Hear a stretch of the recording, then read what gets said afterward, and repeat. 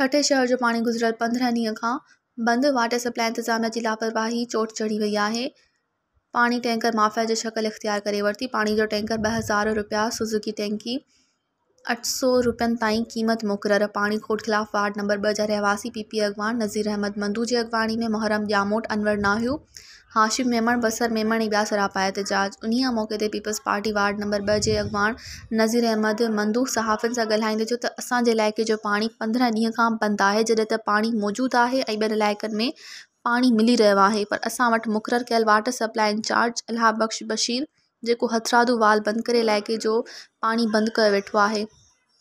मज़ीद ख़बरनि ऐं तफ़सीलात लाइ विज़िट कयो असांजी वेबसाइट www.awamiNewsHD.com ऐं ॾिसंदा रहो अवामी न्यूज़ HD।